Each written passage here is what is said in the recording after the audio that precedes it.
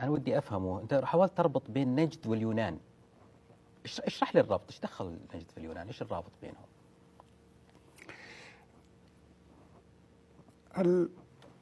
الثقافة المطمورة تحت الأرض في نجد لها نظائر في الثقافة اليونانية. لا أدري هل اليونان مؤثرة على نجد أم نجد مؤثرة على اليونان، أو هو تلاقح حضاري.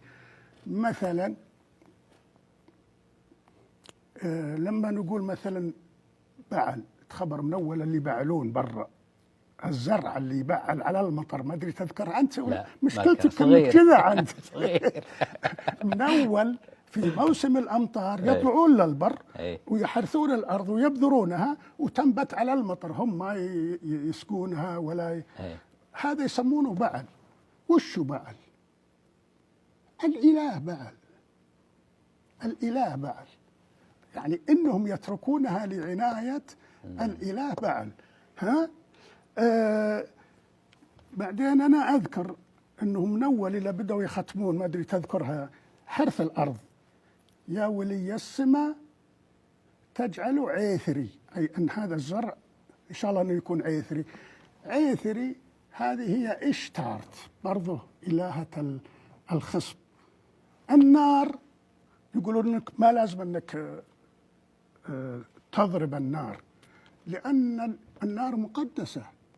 يقولون انه يجيك جني، لا، لان النار كانت مقدسه.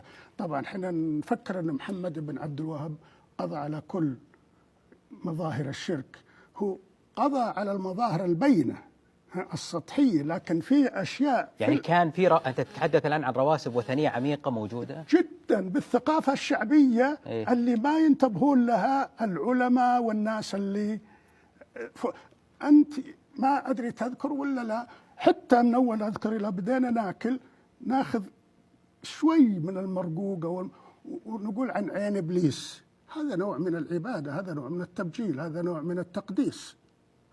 فلما المشكلة أنه مشان تجد الأشياء هذه لازم تبحث فيها في القضايا اللي الناس ما يهتمون لها. النار، ما هو اللي طلعت أنه قالوا فلان يخبط بالرماد ولا يسمي الرماد، لأن هنالك آلهة النار التي تحرسها، فالنار مقدسة والرماد مقدس، ما لازم أنك تستهين فيه وتقعد تخبط فيه. يعني أشياء كثيرة يمكن أننا وهذا. واليونان إيش الربط مع اليونان؟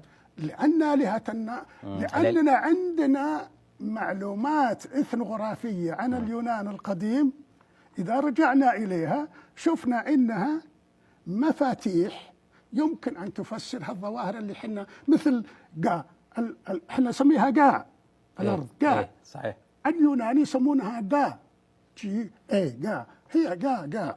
ها ولذلك أنا دائما أحاول أعقد مقارنات بين ثقافة اليونان وثقافة نجد، لأن هنالك يعني مجال واسع للمقارنة ومن ثم التفسير. يعني أشياء ما غامضة عليك يمكن بهالطريق، عن طريق المقارنة يمكن تستطيع أنك تفسرها وتقول هذا هو المعنى الحقيقي لها.